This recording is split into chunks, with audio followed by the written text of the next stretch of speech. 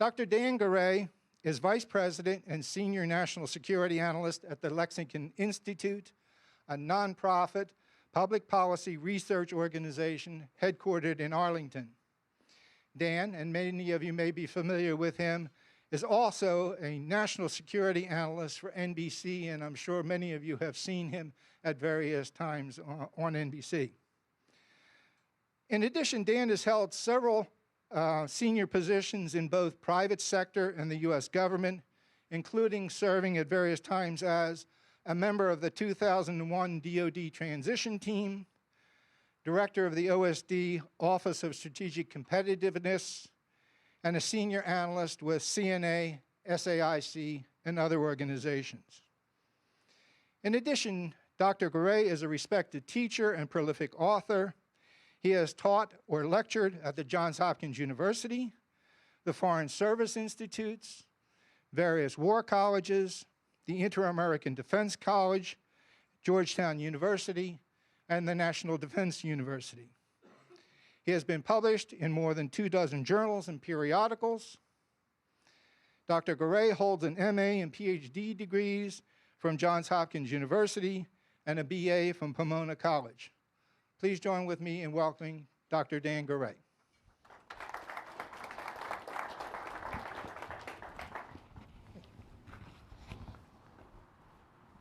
All right, we are wireless, wow, okay. Well, I really want to thank Mike, APL, and the Rethinking Strategy Project for the opportunity to speak on the subject of US, Russian, and Chinese nuclear strategies, their interaction, and prospects for reductions. My first question, though, is you've been doing this for 6 years, and this is the first time you invited me? All right, all right. True. I have invited you before. Did you? I'm sorry, I forgot. All right, that's okay. All right, then you're forgiven. You know, Mike's invitation allowed me to return to my roots in Cold War nuclear studies, particularly from what was then the Soviet side. But now, because of the nature of the subject, I got to talk or read more and become acquainted with the issue of Chinese posture and strategy. And of course allowed me to acquaint myself with the current literature on nuclear strategies, policies, and programs, Russian, American, and to some extent Chinese. And I got to say, after spending some time delving into the literature, from my vantage point of being away from it for 10 or 15 years, that it hasn't gotten any better. Fortunately, in comparison to the Cold War, there's just a lot less of it. Now, that situation is likely to change. All right? I expect that the quantity of these writings will dramatically increase in the years to come. I certainly hope the quality will improve or stay high, or at least the readability of a lot of these writings. We have the New START Treaty and the prospect for a follow-on agreement, which, to borrow a phrase, put arms control back on the agenda. More significantly, for the nuclear and arms control wonks among us, there's the administration's advocacy of complete global denuclearization, the so-called zero option, which in some respects gives us a kind of a new chew toy to kind of gnaw on and to think about something different than what's ever been there before. It also seems to me that the last 10 years or so, all three countries that I'm going to talk about really were able to, and of necessity almost had to, pursue their nuclear strategy and force developments rather independently of each other. And we could get into a good debate around here whether that was a good thing or a bad thing. There are views on both sides. But clearly that independent ability, the sort of going off without much consideration for what others thought, or at least not reacting to it much, that's over with if we are going to be moving forward with even more reductions, or at least the attempt to reduce and to rationalize. So I want to focus on three topics, mostly based upon the guidance I got for this presentation. The first is the political and military roles of nuclear forces and the security strategies of each of the three countries. And frankly, this is an easier task than I thought when I first started it, in part because we actually have some very good recent literature, official, right? Most obviously, to those in the room, is the QDR, the 2010 QDR, and the associated reports, NPR, BMDR. Russia has published not long ago a national security strategy, national defense strategy, depends on the translator you get. And even China, which not generally known for being prolix when it comes to the subject of its own nuclear thinking, came forward with the 2008 Defense White Paper, which does talk about security issues, its nuclear program, and connects it to other issues of strategy and force requirements. Right, so that's the first topic. Second topic is the relationship between nuclear forces and other military capabilities, and it's good we're going to be dealing with that because I think the two end up being intimately related, certainly in the way the various subject countries are going to be looking at this question. You have Russia's conventional military force, which remains in a state of relative decrepitude. You have China engaged in a major military modernization program, both broad and deep. You have the United States, which is undergoing a process that the Secretary of Defense terms rebalancing.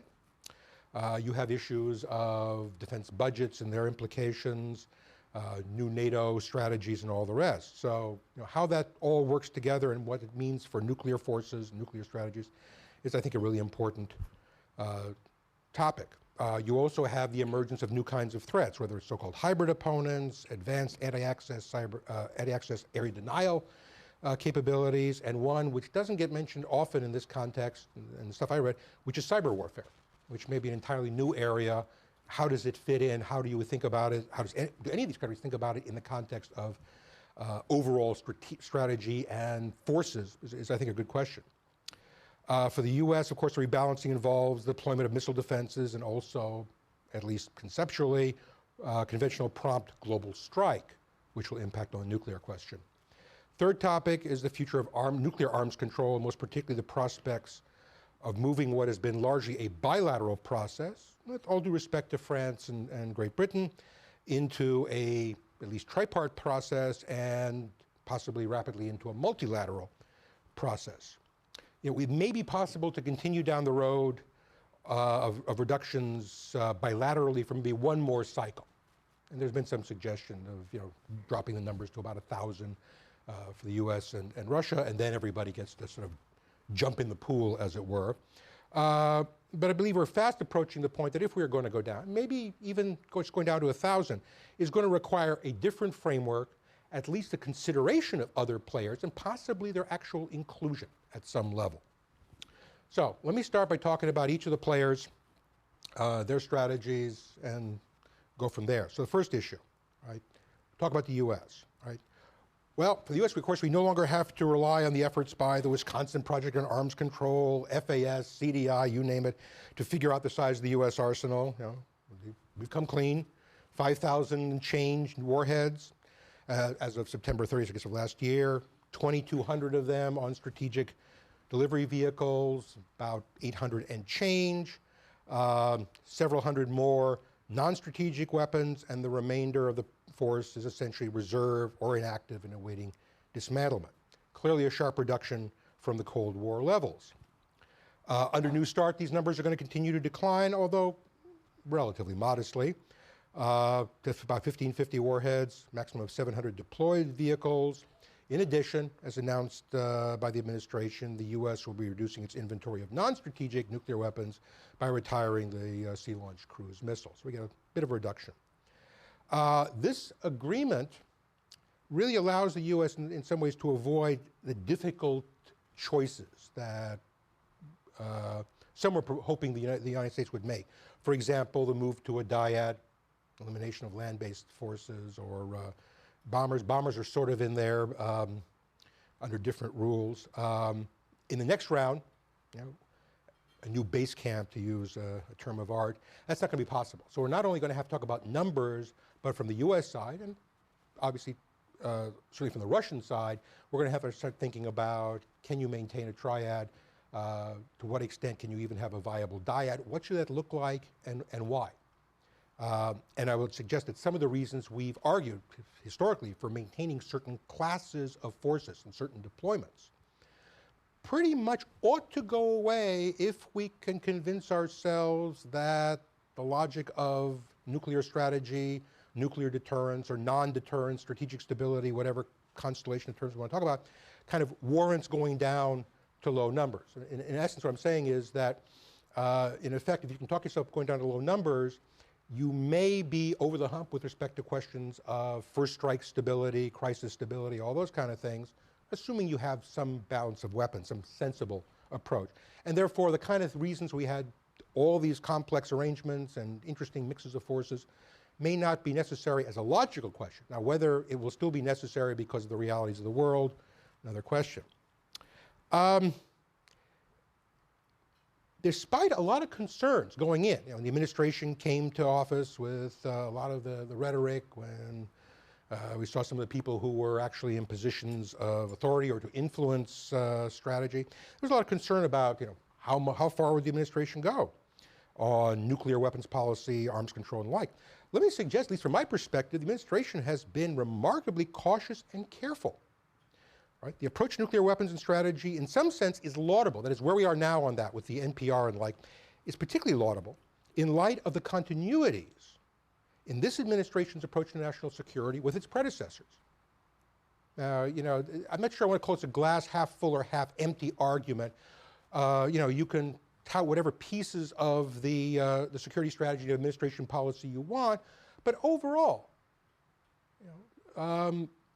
change, yes. Radical change, no. And a lot of acknowledgement, explicit and implicit nods to, in fact, traditional interest, values, approaches, and strategies. So the United States is still committed to the security of its allies in Europe, the Middle East, and East Asia, as well as defense of the global commons. We're going to remain in its role in the role of global leader.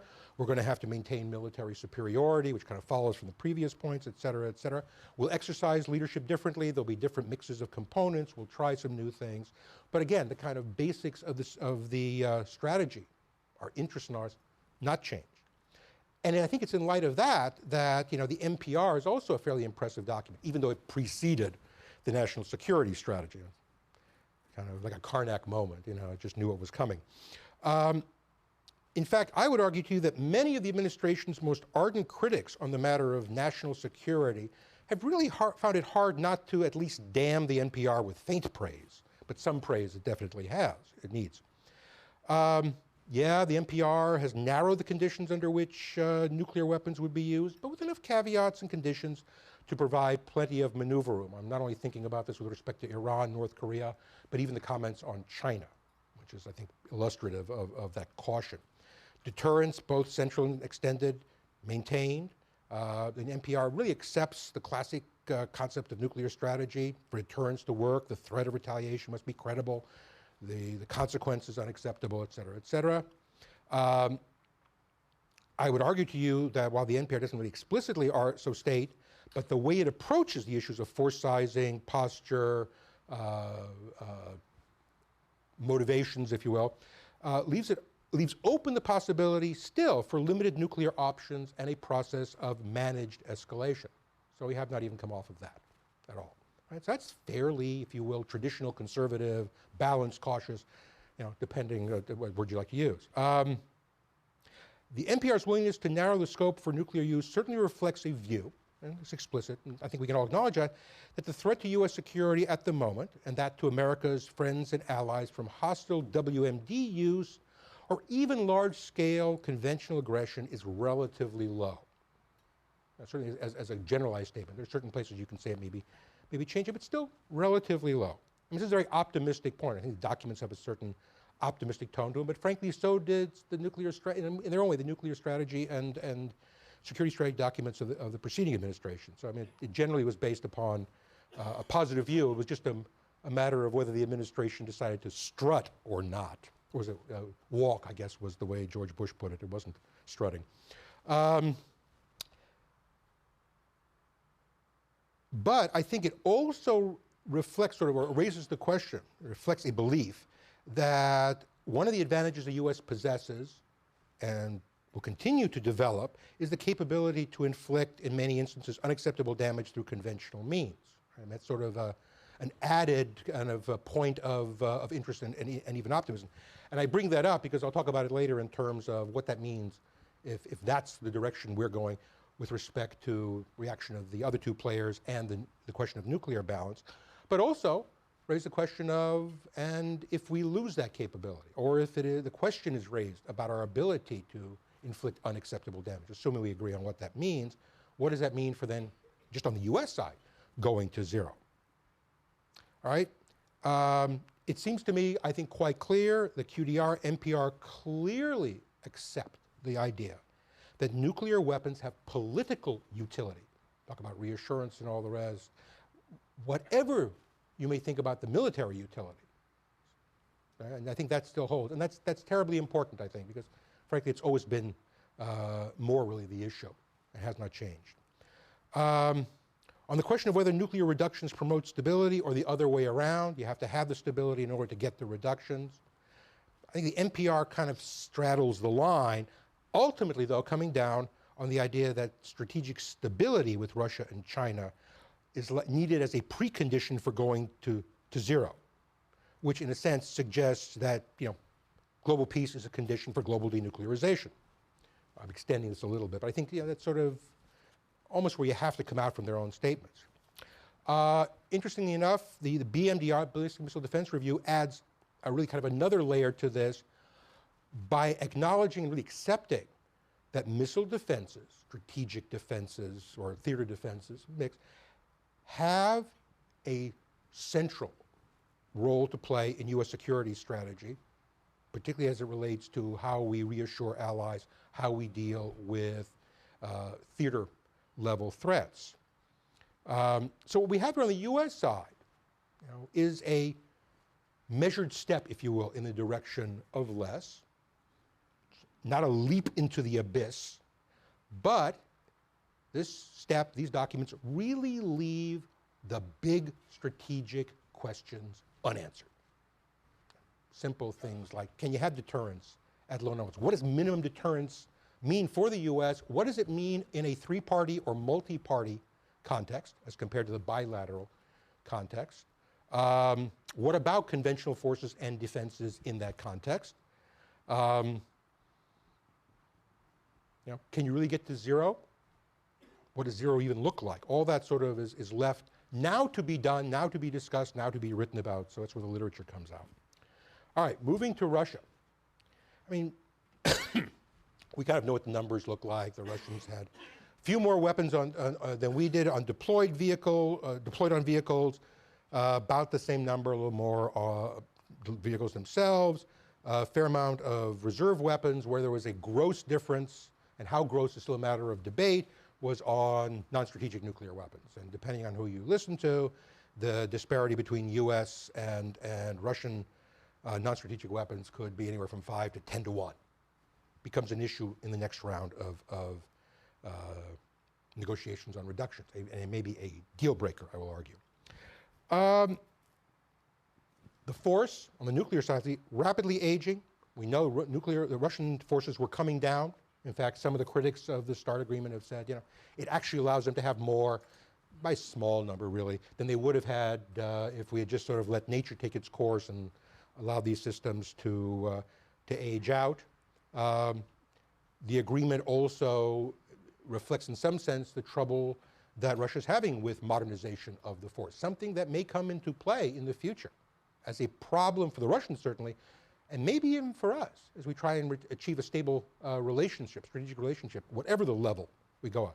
Right? I mean, the bomber fleet is as old as it can get. It sort of may even exceed the age of the U.S. force. Subs are a problem.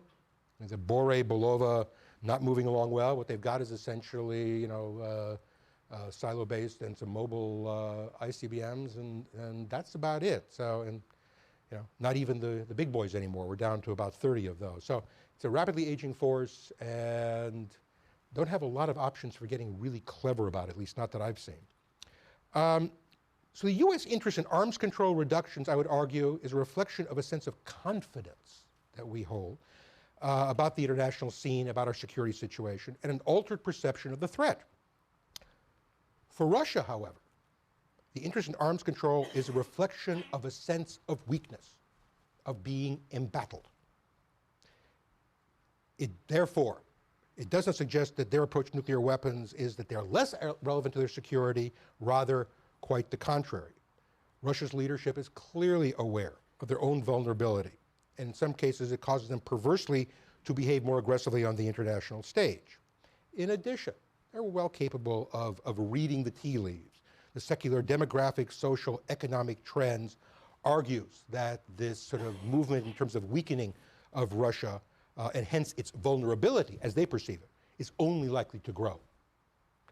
So in some respects, Moscow here's the clock ticking. It has a limited amount of time in which it can take advantage of the few resources it has, perhaps Western goodwill, the interest in achieving a new stability, to try and leverage itself into a secure position as a co-equal, that's the goal they have, of the world's great and rising powers. Not simply the United States, it also has to concern itself with China. Now, interestingly, if you look at the Russian writings, take the national security strategy, right? It identifies both internal and external threats. I mean, it's a real interesting, kind of Rorschach test of the Russian angst, right? The major external threats really are US and NATO. Kremlin clearly identifies NATO viability and its potential enlargement. Actually, the enlargement that's already happened has been bad enough, but potential future enlargement as a threat to its national security, right? Strategy makes clear that Russia finds unacceptable the encroachment of the alliance infrastructure to its borders, been done, as well as NATO's attempts to, and quote, assume global responsibilities which are inconsistent with international law. And it talks about the unsustainability of the existing global and security architectures that are oriented towards NATO. Now, this is particularly interesting since, what was it, this week or late last week, Secretary of State Albright published the results of a study, of a commission, really, that she had chaired, their study on NATO 2020, which did what? Envisions a revitalized and military stronger NATO engaged in more out-of-area operations. So the future of NATO goes directly, if you will, into the heart of the Russian insecurity. Not for that reason. In fact, I'm not even sure that they really thought about this as an issue for Russia, but in order to maintain the viability of the alliance, in order to share the burden of security globally and all the rest.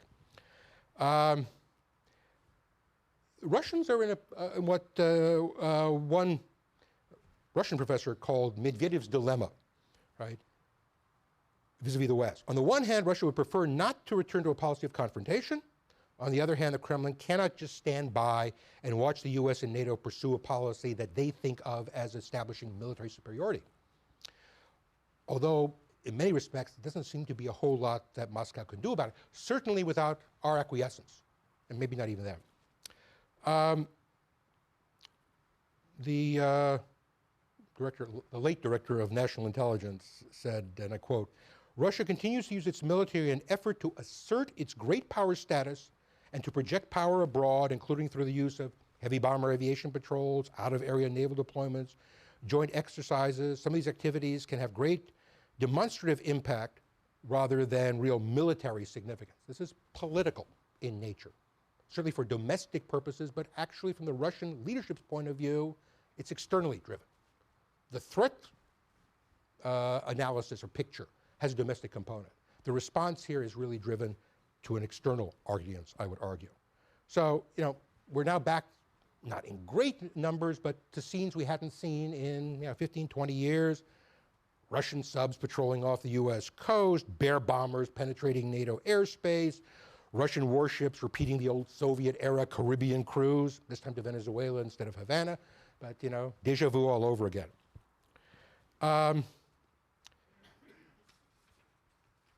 So, coming back to some of the issues of nuclear policy as it relates to this view, that threat assessment, those concerns, and the sense of domestic weakness really raise a dilemma for Russia internationally. How can it agree to the elimination of its nuclear weapons when they alone are the essential bulwark against what it perceives to be, Moscow perceives to be, real threats? Not imminent, but real threats. Additionally, what would be the basis for Russia's claim for a high place and unique status in the world were it not to retain one of the world's largest arsenals of nuclear weapons? What's the alternative here? It is not conventional forces, clearly, and it's not really, in the end, economics, so what's left? The truth here is that Russia desperately needs nuclear weapons. It is a power on the international stage almost solely because it possesses those weapons. Yes, it can beat up on Georgia. Okay. Next. collapse of Russia's economy following the end of the Cold War, parlous state of conventional forces, sense of proliferating threats, results, I would argue, in the mind of the Kremlin's leaders, in a logical case for an increased reliance on nuclear weapons. Unlike, if you will, this administration, which is sort of arguing that the possession of the weapon constitutes, in some respects globally, more threat than security, Russia's view is exactly, I would say, the opposite of that, right? So nuclear weapons are perhaps the one capability that guarantees Russia's ability to deter aggression. In fact, one could even argue nuclear weapons may be the only thing that really allows Russia to have any relevance in the evolving international system. Yeah, it's a big country with an economy, right? There was one Western political scientist with extensive experience in Moscow who made an interesting connection between the retention of nuclear weapons and Russian political and psychological needs. Let me quote here. As the self-perceived isolated great power in a highly competitive global environment, Russia regards nuclear weapons as the mainstay of both its security posture and its status among the major powers of the 21st century. Even though the likelihood of war with an ex-Cold War adversary, America, its European allies, and China is extremely low, right? Nuclear deterrence gives a measure of comfort to the Kremlin that Russia's vital interests will be respected under all circumstances, TBD, but all right, by Washington and Beijing, whose military powers and combined national might, relatively, are now far greater than Russia. So that's essentially, I think, a very nice kind of portrait. So we should not confuse Russia's willingness to pursue, in this case, strategic arms reductions and to sign a new treaty with the United States as a sign of a change in Russia's view of how the international system works, what is the balance of power, or any acceptance of the need to move beyond old-style measures of national power and national security. Right? New START treaty was a matter, I would argue, of absolute necessity to Russia, rather than a change, you know, the horse changing its spots in any way. Right? Said, absent the agreement, Russia would have had to reduce its forces unilaterally. Now, in an era where the two parties, or the three counting China, no longer see each other as adversaries, why should this be a problem if you're a little bit lower, a little bit higher? Because for the leaders of the Kremlin, it was imperative as a psychological and political, as well as strategic move, that they ensure that the U.S. would come down symmetrically, equally. Any other outcome would be a clear acknowledgement of Russia's weakness, and an enduring weakness, not simply a temporary case. Right? So in addition, I would argue to you that nuclear weapons have tended in the last decade to take on an expanded role in Russian security planning. It's even reflected in the national security strategy. When it goes back to the 2000 doctrine, it's quite clear that the role of nuclear weapons had actually increased. The circumstances under which nuclear weapons might be used had expanded from the traditional Soviet era. And as a result, in a sense, that adds to the logic for retention of not only a few nuclear weapons, but a fairly robust nuclear arsenal. In addition, it may make particularly difficult the next rounds of reductions, which are almost assuredly going to have to deal with the non-strategic nuclear weapons. Why is that? Because the Russian formulation of sort of the contingencies for war and the way it sees the main utility of its nuclear weapons is as a way of preventing or controlling, stopping a conventional war from starting or escalating. And they talk about the various scenarios for the use of that. So in a sense, the Russians really need that theater capability in order to be able to form the first, if you will, bright red line in a intra-war deterrence paradigm, then leading to some use of strategic nuclear forces, maybe even a mix, some scenarios call that, before there is actually a central exchange. Now, that above discussion about Russia is not intended by me to suggest there is no room for progress on some arms control issues, maybe a number of them. We've seen at least some agreement on Iran sanctions and the rest. But rather, I want to make 2 points with this. First is the idea that nuclear weapons can be rendered irrelevant or even eliminated entirely is in stark contravention of the Russian view of the role those weapons play in their security and, frankly, in domestic politics. Secondly, that the effort to assuage Moscow's sense of injury over the loss of Russia's position of eminence in the world since the end of the Cold War is both dangerous, since it feeds an exaggerated feeling of entitlement, and I would argue ultimately futile. So if that, in a sense, is part of what the administration means in the NPR and the rest about strategic stability, if you will, the psychodrama piece of it, we're in for a very tough time. All right, moving on to China. I mean, without question, the smallest arsenal, so small in some respects, one sort of wonders why all these years the Chinese have at least put forth the appearance of being confident in their ability to deter. Part of that, I suspect, may be because they really were on the sidelines of the main game. And so in some respects, they could sort of say, you know, yes, we're China, yes, we'll even get into confrontation with the United States, but truly we're the sideshow, and therefore we don't have to inflict or threaten to inflict much damage for it not to be worth the ante. Also at the time, for most of the Cold War, they were very careful about what they were doing to antagonize us overall. Right? The Chinese nuclear force is modernizing. There's been some discussions in intelligence documents that it's expanding. It's not clear, at least not to me, that the Chinese force is actually expanding. I mean, they're clearly modernized. We're clearly going from the more vulnerable silo-based liquid fuel systems at the strategic level to the solid fuel road mobile capabilities. We're now moving into having a submarine launched capability. How large isn't clear, although there's been some suggestions, 5 or 6 Jing-class SSBNs might at least be the first stage. So you're talking then about I mean, now the force is 20 to 40 overall with one submarine of 12. So you're talking maybe 50 strategic weapons max, and going to a force that may be double or at most triple that. Then there's some number of shorter range weapons on missiles and a few air delivered weapons. So, you know, the guess is nuclear weapons, or at least employable nuclear weapons, in the several hundred. The actual overall stockpile unknown, a transparency issue we'll have to deal with. And it's been raised by the NPR, in fact, as being a block to moving forward in some of these nuclear reductions. Chinese nuclear strategy, I mean, has been relatively consistent, aside from the very early stage where they simply said, you know, nuclear weapons don't count and we could lose 500 million people, that was Mao's line, and still go merrily on our way. It continues to hold, at least as far as the 2008 Defense White Paper, to what it's had as a policy for a long time, which is no first use and a defensive use of nuclear weapons. I mean, in that is an acceptance of the reality of nuclear deterrence, although the political documents will talk about that's a bad thing and we have to end it. It's not our fault, it's the Americans or even the Russians' fault.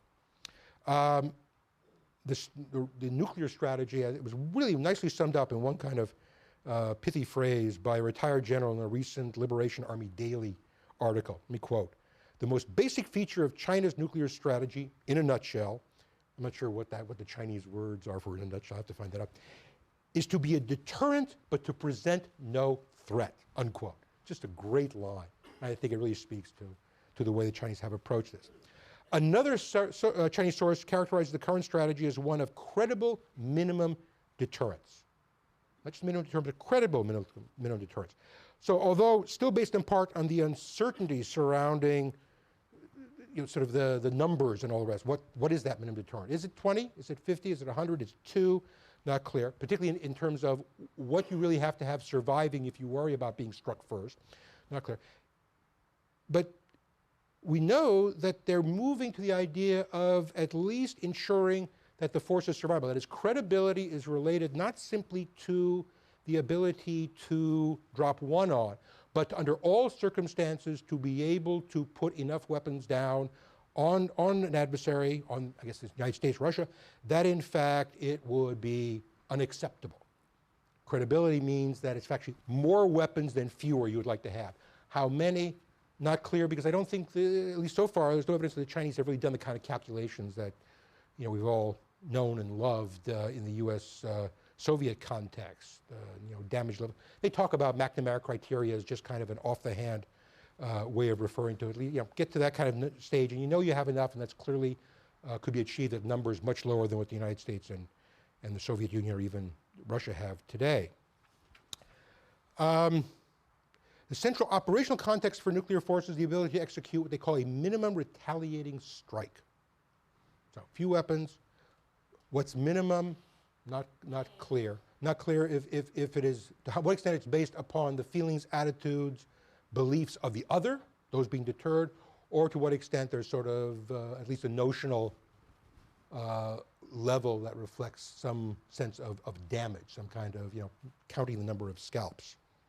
Now, from what we can tell of the PLA's, or Second Artillery's, nuclear C3 and warhead storage and handling approaches, this seems to be supportive of these kind of notions. That is, you don't have the forces put in such a way and the command and control put in such a way where it's hair trigger, where they have to worry about getting the maximum number off, where they worry about launch out from under and all the rest. I mean, there's some reason to believe that clearly this is not just words, that minimum, credible or otherwise, means sort of what it says. Now, the 2009 annual assessment of the Chinese military capabilities does also talk about other missions potentially for China's nuclear forces, including deterring a conventional attack against China's nuclear assets or conventional attacks with WMD-like effects. That harkens back to an old Soviet era comment on sort of, fourth generation warfare, if I recall correctly. Second thing they talk about is in reinforcing China's great power status and increasing its freedom of action by limiting the extent to which others can coerce China with nuclear threats. So neither is necessarily inconsistent with keeping a small arsenal or being in a retaliatory mode. I would argue to you, though, that Chinese writings on nuclear deterrence and strategy are becoming more thoughtful and nuanced. Take that for what it's worth. It doesn't mean that they are on the march or that the arsenal is going to expand, but discussion of scenarios has expanded. In fact, there is even discussion of scenarios, which is something relatively new. With the idea, in some cases, not simply of inflicting counter-value damage, but to having an impact on the opposing forces and their leadership. Counter-force, but really kind of almost objective denial, dissuading by telling the other side that they won't achieve the military objective. There's at least one source who discussed the idea of intra-war deterrence, something we sort of didn't think was in the cards with respect to the Chinese. And the quote here is, "The goal of wartime deterrence is to prevent conventional war from escalating into nuclear war and to prevent low-intensity nuclear war from further escalating," unquote. In some respects, not that different than what the Russians have been talking about. And this same source related the ability to have these controlled employment, controlled options, if you will, to the concept of an effective and credible minimum deterrence. So that also suggests that's at least among some thinkers, not official policy, but, we never know really where to draw the line between statements and that, that we've moved beyond or we're into a concern that the simple kind of equation of trading Shanghai for Los Angeles for Taipei may not be fully credible as a Chinese strategy or a threat to the West, and something else needs to be added to that process, maybe some rungs on the escalatory ladder.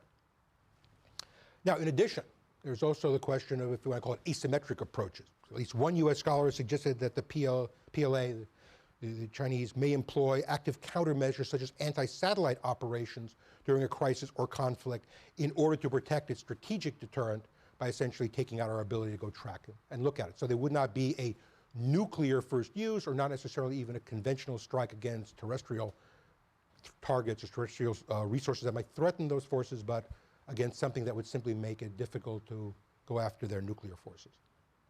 Now, I would sort of think for a moment that the Chinese no first use, minimum deterrence posture may well have been the product of a unique set of circumstances and a set of security requirements and issues that allowed it to take the low-cost, slow-to-modernize approach, sort of flying under the radar screen of the US-Soviet rivalry.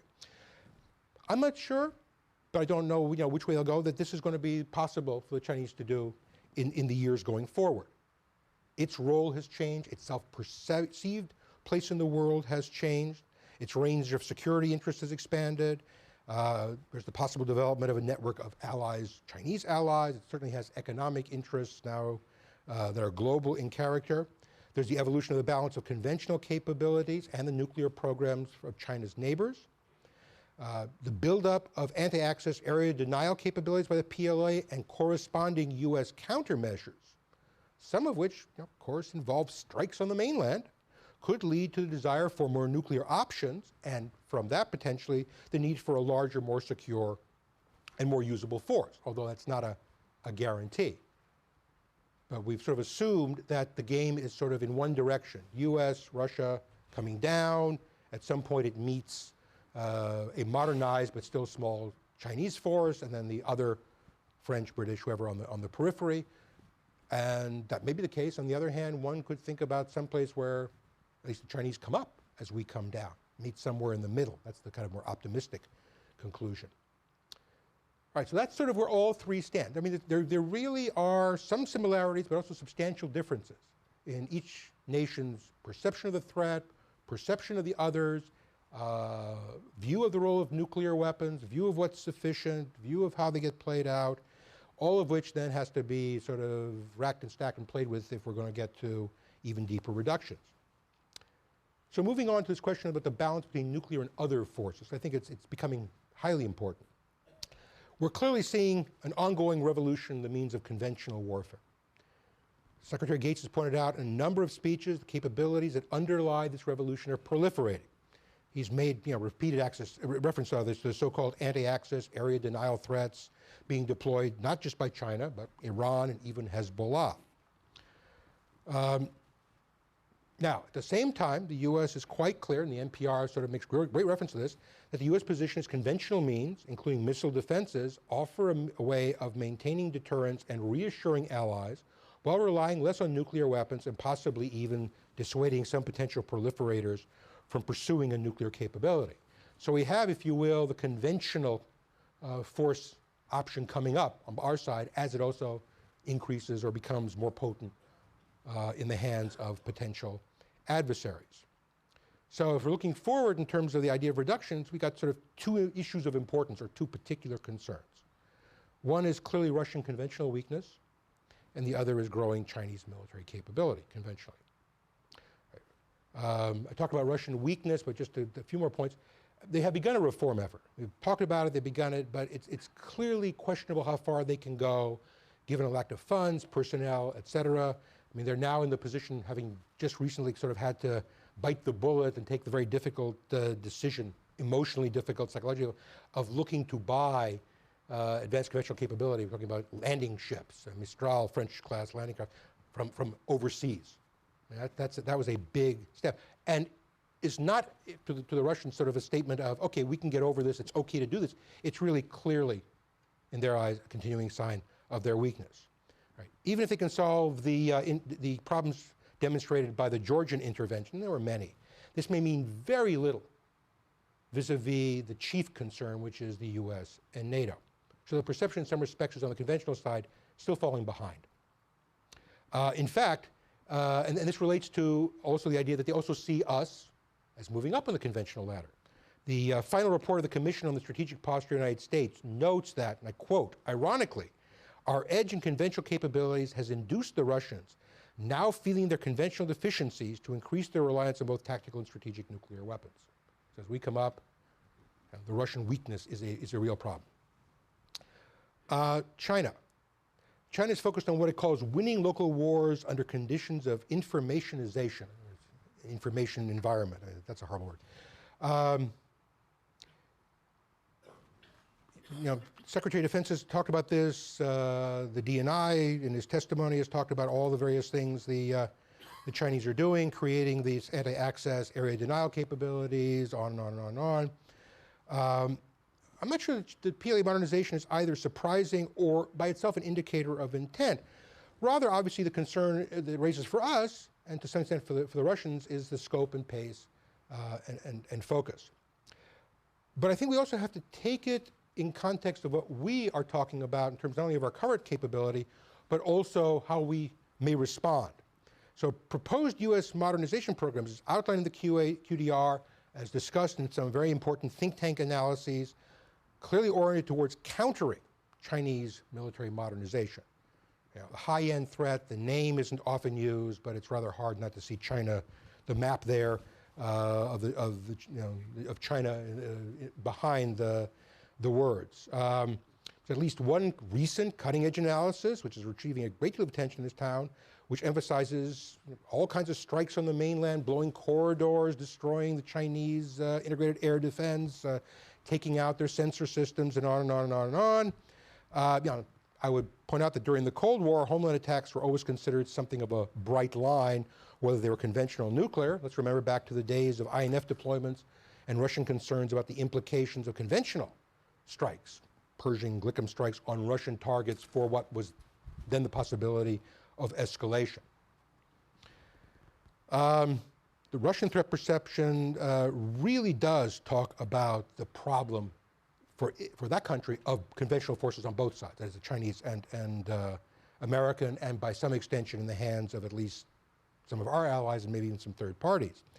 The national security strategy sort of speaks about, and I quote, a number of leading foreign countries aiming at achieving overwhelming superiority in the military field, especially in the strategic nuclear forces, but through the development of high precision information and other high-tech means of warfare, strategic weapons in a non-nuclear role, and the formulation of a unilateral global missile shield. The last one is sort of obviously directed at us. So as we're looking at the balance here, the interesting problem is what to us, and perhaps to the Chinese, might be a development that would allow, enable, reassure us that we could in fact reduce nuclear forces, or in the Chinese case, stay small, is in fact adding to the pressure that Russia must feel. On missile defense, the other sort of big topic. Clearly, the sides clearly disagree on the role of missile defenses. Missile defenses, particularly those in Europe, seem to strike at the very heart of the Russian strategic concept and Moscow's requirement to be able to hold NATO at risk, Europe at risk, regardless of the balance of forces between Russia and the United States. Russia was explicit in regarding, expressing its concerns about the creation of the so-called third site. However, you know, it's almost not quite as upset about such things as the recent deployment of a US Patriot battery in Poland simply for tests.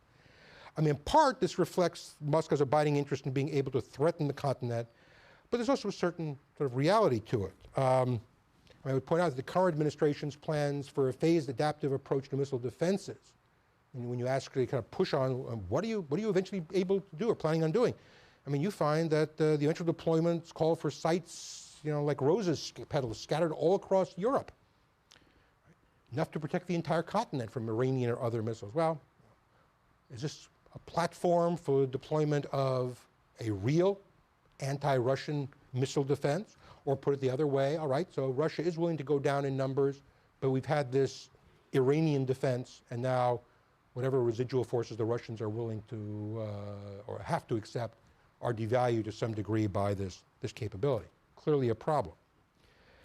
China sees missile defense as unnecessary and destabilizing to the extent that they may prompt a renewed arms race. Not clear the PRC would participate in such a race, but it's possible. I mean, in a sense, if you are looking at credible minimum retaliatory capability, deterrent capability, how many weapons actually have to get through for that to work? 1, 2, 3, you know, maybe numbers may still be small in the Chinese consideration, so it's not worth ramping up in response to even an NMD deployment, obviously up to some level, because while that might add to your deterrent, that might also present a threat, to harken back to the Liberation Daily article. NMD deployments so far have prompted criticism, but no apparent acceleration deployment of Chinese strategic forces. They've talked about countermeasures and such. All right, that's still relatively modest response. That said, defenses at some point, maybe more in the theater than strategically, may prompt China to increase its numbers of missiles and warheads, but not to change its posture or doctrine. And again, I've suggested to you that up to some point, that may be acceptable. And one of the things that we need to consider is, you know, is there a trade? Is there possible to make a trade between deploying defenses in order to deal with regional threats of concern to us and our allies, accepting that the Chinese may respond by some increase, but that the overall threat level doesn't rise, in fact, may overall decline sufficiently that the net assessment is it's in our favor. Yeah, there are some analysts, more on the Russian side than the Chinese side, who do kind of raise the question of the combination of missile defenses and advanced conventional strike, particularly prompt global strike, creating a capability for kind of a preemptive disarming operation. So you'll use the conventional forces, never touch nukes, be able to reduce the adversary's nuclear forces without kind of causing the kind of casualties that would, under any circumstance, elicit a nuclear response. And then when the other side looks at the kind of response, it might even be able to still initiate. Defense is able to soak up enough of that the numbers are so low that, in a sense, the deterrent is gone. That's been raised as an issue. I think it's rather more difficult to achieve that kind of end than the commentators suggest. Clearly relates to the quantity and quality of global strike and missile defense assets, but also the nature and size of the adversary's strategic forces, their posturing, alert status, warning systems, et cetera, et cetera. Now, I would suggest to you, so now mixing the kind of the conventional force increase point with the missile defense point, that at low numbers of nuclear forces, the potential for this kind of disarming scenario would seem to increase. Of course, leading one then, when you think about the arms control side of, future arms control side of stuff, is at what point do we have to think about truly comprehensive arms control and deal with all the advanced conventional stuff, the missile defense, non-nuclear missile defense, and nuclear forces, both strategic and non-strategic. And to do that not simply bilaterally, US and Russia, maybe not even trilaterally, but truly multilaterally. It's sort of an amazing Rubik's Cube problem. I would add one more issue, and I don't really have a lot to say, but I would just raise it, which is, what about cyber war? Is that in some respects the future of strategic warfare? How do we factor that in? And frankly, is it ongoing today? We don't even know really how to talk about this. We don't even know necessarily who's doing what to whom, but the point is, does that become something, does it have to be factored in some way? How do you factor it in?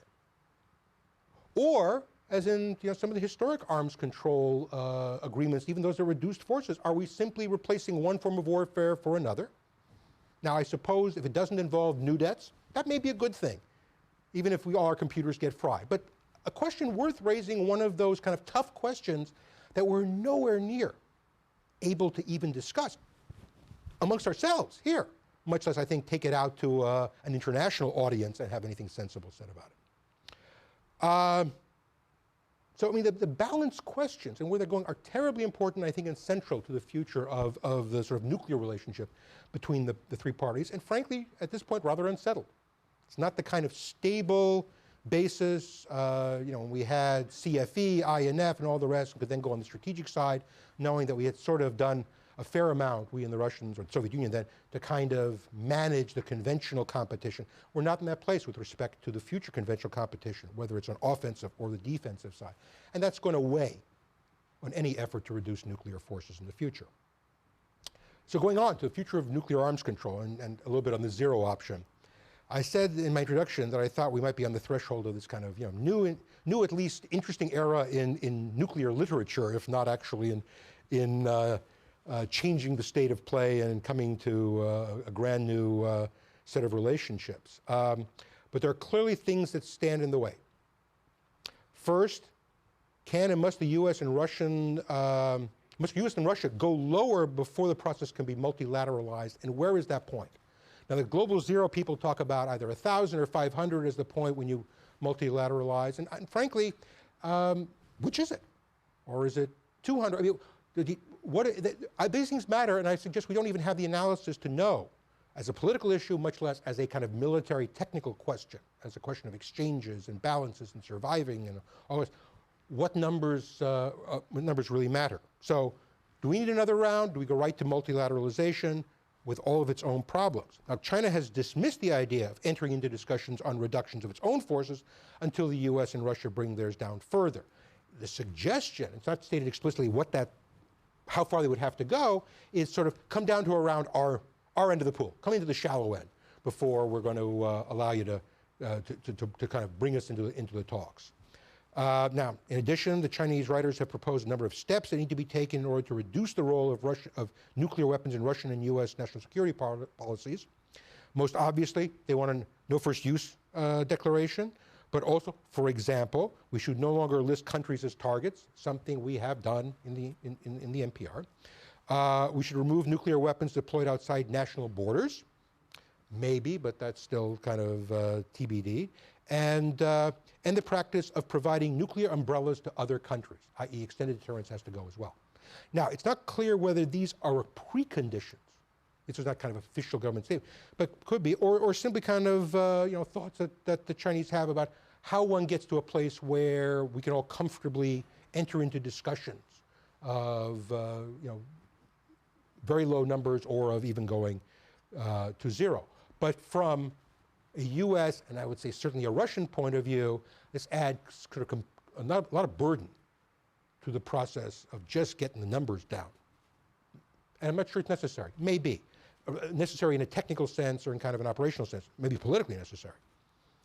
All right, so if we have to go lower, if the Russians say we have to go lower, what about Russian, U.S., and even Chinese non-strategic nuclear weapons? Now, I would suggest to you, based on my prior discussion, that Russia is not likely to easily relinquish one of the few areas of military advantage it now possesses, which is its non-strategic nuclear forces, old as many of them, all of them may be.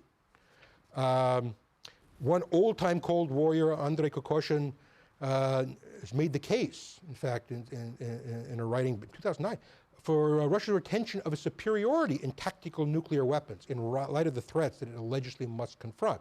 Let me quote, "Our national security strategy is different from that of the United States. Tactical nuclear weapons are advantageous for us and necessary for the provision of national security. What matters is not so much the number of nuclear warheads and their carriers to be stipulated in a would-be treaty." He was thinking ahead to the New START. "The most important thing is that the treaty must secure for Russia a guaranteed capability for inflicting unacceptable damage in a retaliatory strike against any and all countries that carry out a nuclear attack on it or participate in one." So it would not even be central deterrence. If NATO is part of the process of an attack, it also needs to be dealt with, and that's a non-strategic problem. U.S. might be willing to deeply or even completely eliminate its remaining non-strategic weapons. What about U.S. allies? I don't mean what about their weapons, how do they react to this? What do they do?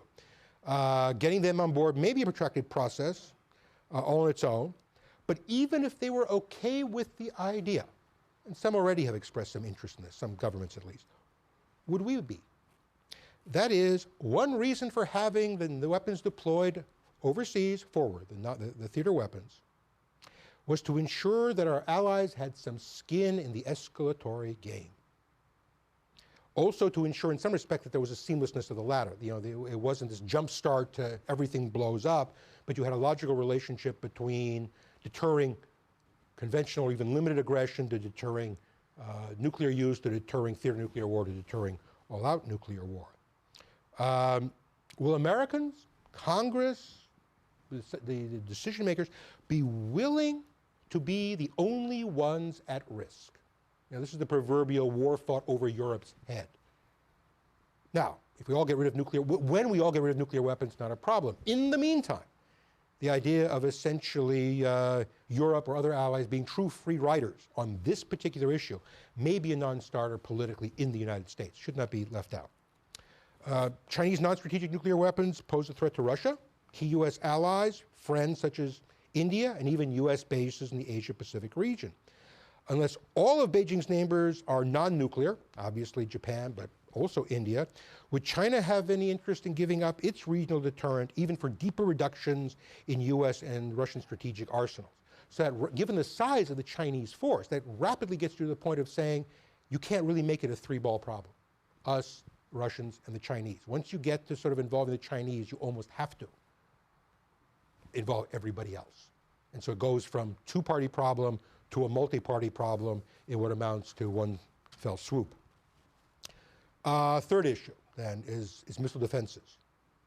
Obama administration has confirmed the view of its predecessors that missile defenses are a legitimate, even central part of the deterrence and reassurance equation, if not for central conflict, certainly when it comes to theater war.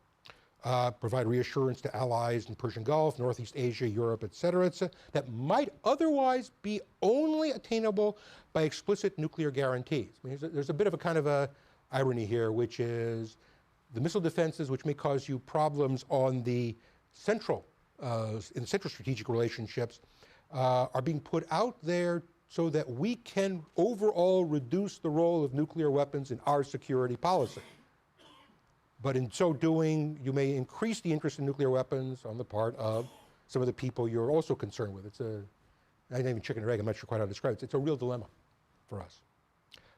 Clearly, neither the Russians or the Chinese have the same affinity for missile defenses that this administration or its predecessor had. There's the question, I think I mentioned before, of how nuclear weapons play at lower levels of strategic forces. Even before we begin to consider their implications for a multipolar arrangement. Now, there are different views. One view, kind of more common view, certainly the Russian and Chinese view, is they tend to be destabilizing, except in under very tight parameters, even encouraging arms racing. Others have argued that it's stabilizing. It may make it actually easier to go down to low numbers without fears of kind of instabilities, without the worry that as you move from triads to dyads or monads or whatever, that you'll create a first strike incentive or some other kind of decapitating potential vulnerability.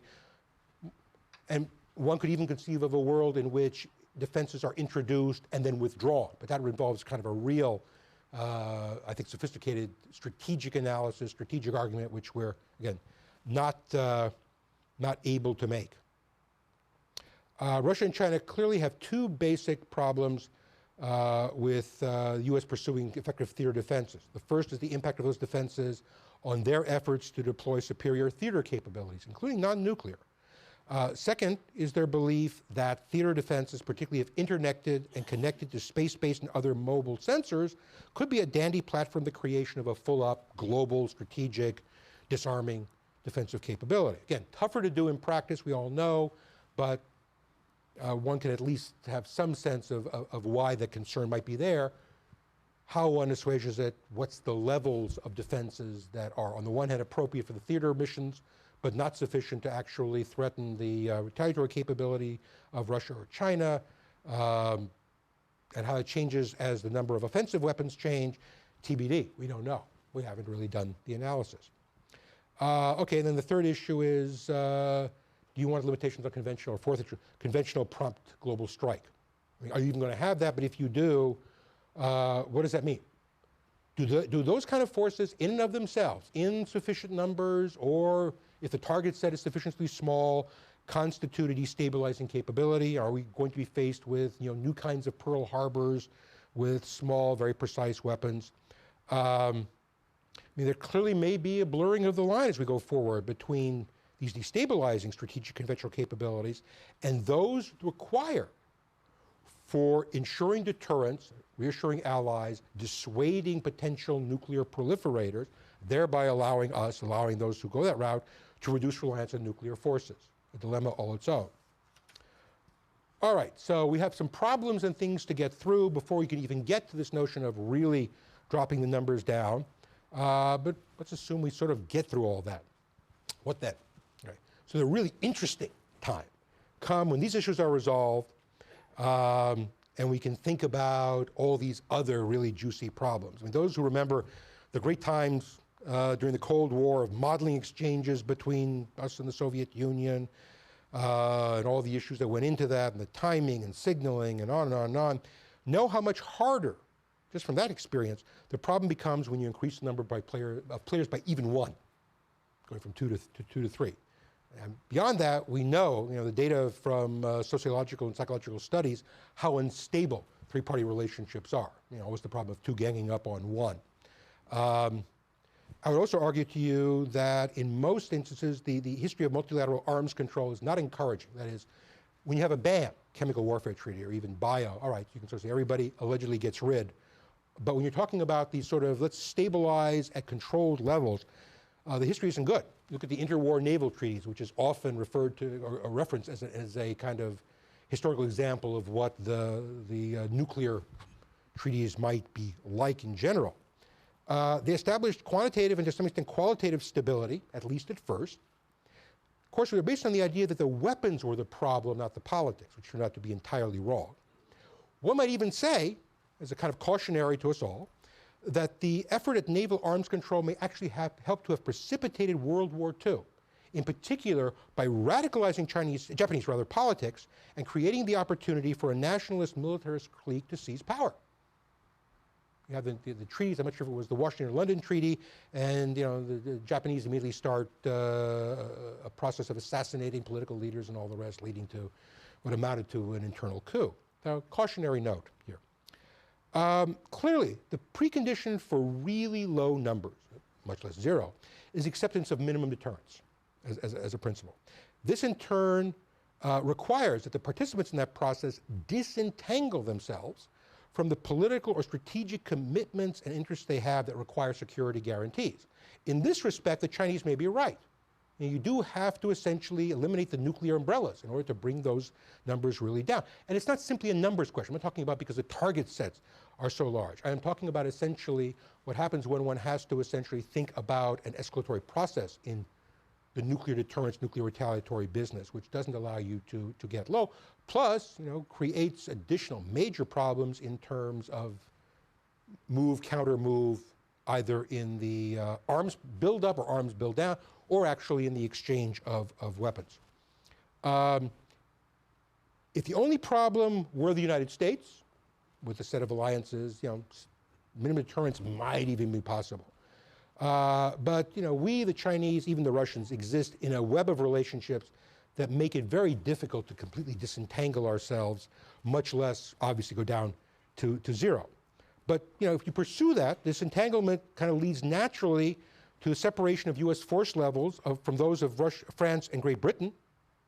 Now, in the past, Russia had sought compensation for those forces, you recall, in the strategic arms agreement. So this may be a way in which we can sort of get out from under having to somehow drag along, if you will, the Allies and their forces, because by all indications, they're very reluctant to get rid of them as well.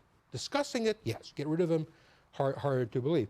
But at low levels of targets of low levels, those linkages are going to be problematic, quite clearly. And the disentanglement process, not simple by any means, and could, as we talk about why we have nuclear security guarantees to Japan and other countries, may produce their own problems. Actually, we may go in the opposite direction of, by trying to disentangle in order to lower the numbers, in order to reduce reliance on nuclear weapons, or because we reduce reliance on nuclear weapons, we prompt the nuclear arms race. And so the cycle then goes the opposite way. Second problem, as we think about low numbers, is what I call the conveyor belt phenomenon.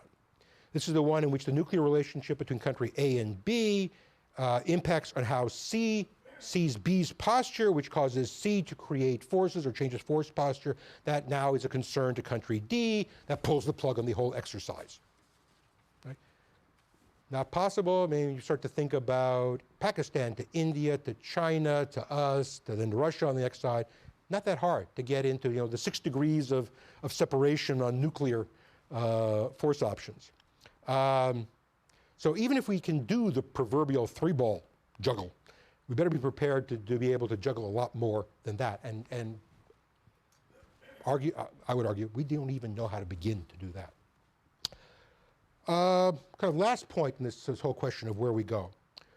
We really have no idea what constitutes a stable balance at low numbers. No, neither in some sense do the Russians or the Chinese. Chinese know what's sort of okay for them. But if you sort of said, okay, what does it work out when everybody's playing this game? Nobody knows what that really means. Now, the theory of minimum deterrence would suggest that it doesn't matter, right?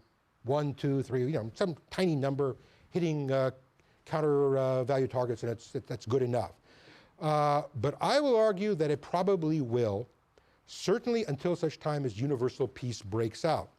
It's particularly important as we have to think about, or should at least think about, issues of crisis and first strike stability, second strike adequacy, et cetera, et cetera. And particularly important as we're sort of in that intermediate ground between very, very, very low numbers, not quite zero, but approaching, and where we are now. In those intermediate steps, base camps, as some people like to talk about them. And how we then factor in all the other capabilities. We have no idea how to do it on the nuclear side. Now add in advanced conventional forces, prompt global strike capabilities, missile defenses. I suppose one could even ask questions about advanced air defenses, and on and on and on and on. What's the calculus? What's the model? What's the algorithm? That alone might take us 10 years, and we can put everything else on the back burner.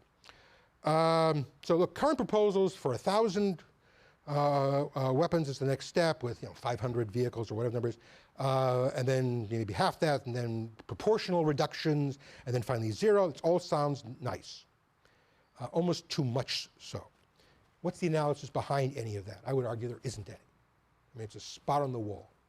And personally and professionally, I suppose, I'd be really reluctant to even move in that direction without a hell of a lot of analysis. The due diligence really needs to be done, and done in spades, and checked, and cross-checked, and recross-checked. And then, of course, lastly, and we haven't even talked about that up till now, but this New START treaty kind of raises that issue again, verification of zero, or even verification of near zero. The arguments by those who sort of want to go to zero is in part, look at all the problems we have with nuclear control systems and,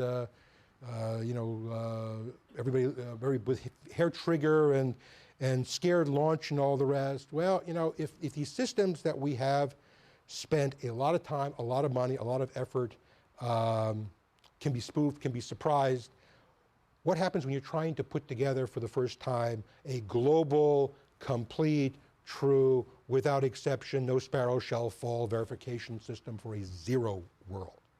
I would suggest that whatever complaints people have had about nuclear command and control for us, the Russians, anybody else, pale into comparison to what would be required to have real confidence in the verification capabilities for the zero world. So laying that out alone would be a problem.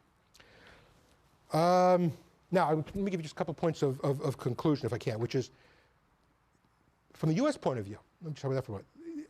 I'm concerned that the support for the eventual goal of total denuclearization makes it difficult to argue the case for modernizing the force in the interim. Yeah, there's been money put to some of it. We have discussion about new versus modern versus safe versus secure, et cetera, et cetera. What I'm concerned about is that the danger the United States will be able to get neither out of this, a modernized strategic posture, nor zero, and will be trapped, in a sense, in a variant on what Russia is experiencing now. Worst outcome in some respects, because the United States will be forced to continue to rely, at least to some degree, on nuclear deterrence for its security, with a strategic posture increasingly obsolete, of uncertain performance, and able only to wreak massive damage rather than to be as selective and precise as we would like. Still, maybe provocative here for a minute, that may be a preferred strategy. The better one would be a modernized nuclear arsenal if at some lower numbers, but that may still be a preferred strategy. Nuclear alliance with an old force, the Russian option, as compared to a failed attempt at global denuclearization. All right? Not only is there the question of the unprecedented level of monitoring that would be required, and the question of what is failure, what does strategic surprise in the context mean, but unless you've also taken down the conventional forces, you may simply be replacing one kind of war threat with another, and conventional deterrence we do know fails. We don't have that experience yet on the nuclear side, although we can't be absolutely precisely sure of how nuclear weapons have played. I think it's hard to deny that nuclear weapons haven't had a deterring, stabilizing, and reassuring effect. So it may be that the uncertainties, the unknown unknowns of a failing denuclearized world may be worse than the other options. So it's not clear, to me at least, that despite arguments about the dangers of a proliferated world for US security, bad third parties, terrorists getting their hands on nuclear weapons, it's not clear that those dangers outweigh the risks created by a denuclearization path that is only partially traversed, particularly if it isn't done properly. That is, with attention to the forces, nuclear, conventional, and defensive. Let me even go one step further in closing, which is to say, I would assert that the potential threat of a single nuclear weapon in the hands of a non-state actor is less of a concern, or should be less of a concern to US security, than would be a brittle and potentially failure-prone strategic balance among the great powers. And let me end there. Good evening, sir. Sam McNeil from the National Defense University. I'd like you to expound a little, or get your thoughts on the current state of the credibility of the US nuclear deterrence in light of We haven't tested since '92, and at some point the test pedigree becomes irrelevant, to paraphrase from one of the earlier NSSA directors. And also our lack of political will to fund the weapons complex makes it so that eventually the weapons complex simply can't support the strategy, and in the meantime sends a political message that we are not committed to this, therefore we may not be willing to use them under any circumstance. What's your thought on the effect of credibility there? Let me add even one more point to that, which is those kind of problems, the question of lack of funding or the erosion of the talent pool, because what are they going to do? Nobody's seen an above ground test. We've almost lost everybody who's ever seen a test, much less built a weapon and all the rest. It puts a kind of premium in the minds of some people on a rapid move to zero. Because in a sense, the clock is ticking to the point at which, it's maybe 20 years or 30 years, at which you won't have the capability to renew the force unless you're working it, and the existing force sort of ages out. So, I can see in some quarters why, in a sense, not doing it is one of those things that propels you to zero. It's sort of, even the opponents of zero may have to get on the bandwagon for that. Clearly, we need to make a distinction between building forces or building up forces, increasing the size, and keeping a modernized force. And I would argue that all the strategies we've had, including the current one for nuclear forces, really require that. Are we doing enough to do that? No. I mean, frankly, I would be in favor of work on new nuclear designs, even if you're actually not going to build them, or at least I would build and test, even if I wouldn't deploy. And frankly, I would even think of deploying. I mean, the idea of having megaton-class weapons, or half a megaton-class weapons, in this day and age seems to me to be an outrage, even if we're keeping nuclear deterrence at the strategic level, central strategic, or if we're doing it in terms of a rogue party. I mean, you really want to put a half a megaton or whatever, 100 KT even, on Pyongyang just because, or pick even Yongbyon is going to have. So I would have argued that there's actually a moral imperative, my own view, to change out that force for something that makes much more sense in the context of the world we're in, even while maintaining that force. And adding to the credibility. I'm not one who actually believes beyond a very kind of gross level that we are required to demonstrate our bona fides on NPT, on everything else, and purer than Caesar's wife, in order to get everybody to go along and play. I mean, we're willing to play with other people who are still modernizing and still designing and all the rest. So why is it any different? There are other issues involved that transcend. If we don't modernize, if we don't have the trained cadre, and you arrive at a point where further progress, further reductions is not possible, you're in deep trouble. Absolutely. And eventually, I mean, your credibility certainly may be at risk. I mean, you always hope that the other side doesn't, have a way of calculating what the real probability that these things won't light off, or most of them won't light off, enough of them won't light off that they can simply kind of ignore us. But since we don't know, they don't know, I'm not sure who wins that kind of mental game at all. Yes, I'm John Peterson from the NSSO, and I want to hear your thoughts in the triad for production facilities, not alone the proliferation of those technologies influencing the triad. I'm sorry, could you repeat that for me? Which technology are we talking about? I'm interested on your thoughts on the production facilities, in the triad, as well as the proliferation of the technologies and capabilities outside of the triad and the influence. One of the, see if this answers your question. In part, one of the things about nuclear weapons, in some respects, not maybe the preparation of materials and the rest, but with the weapons, is it's less rocket science than a lot of the other things that people are getting their hands on. And to a certain extent, having those capabilities makes up for a certain lack in other areas, either by numbers or even by capability. And I include sort of, that means something that may be important to the United States. It certainly seems to be important to Russia. Chinese, not clear where they stand on some of these questions of facilities and capabilities. Yeah,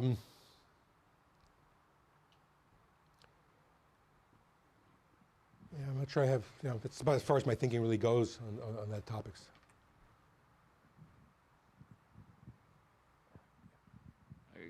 Tom Barnett with IDA. Could you talk a little bit about the Iranian threat, the North Korean threat, and the U.S. ballistic missile defense program, and the Soviet? Seems obvious. They think that's a stalking horse for ballistic missile defense against their ICBMs and SLBMs.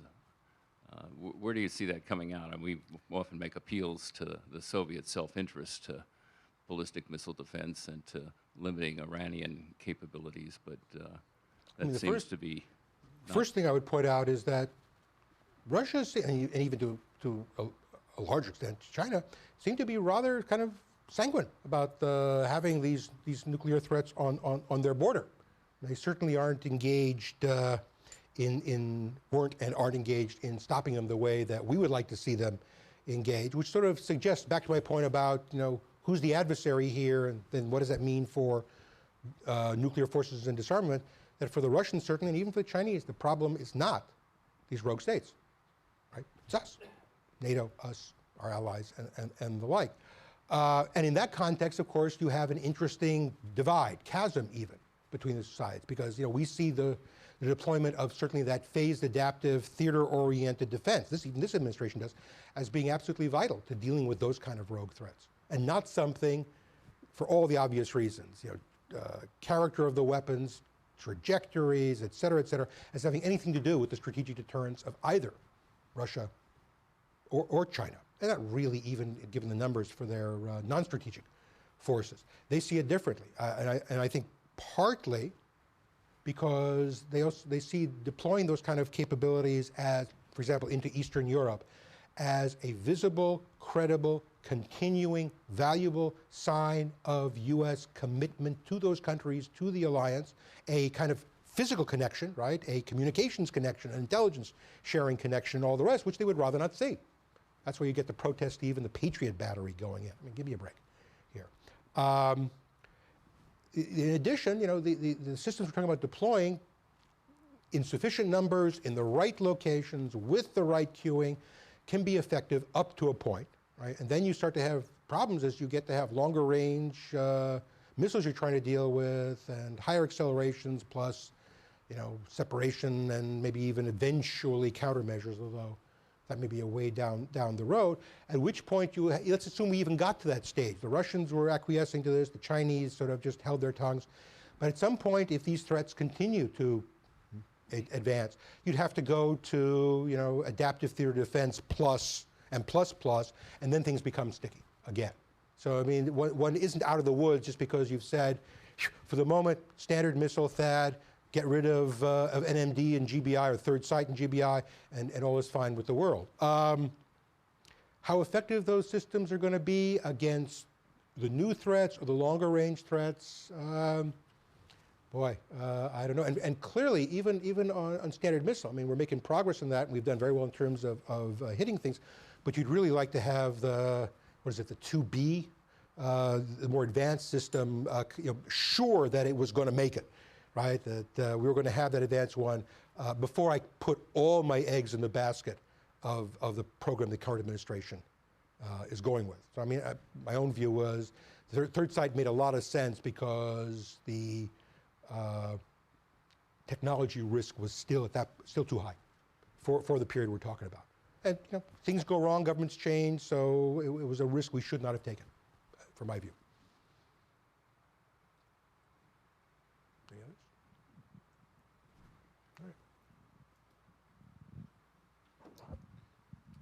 If you then would please join with me in applauding tonight's presenter for a very, very well done presentation. Thank you. Appreciate it.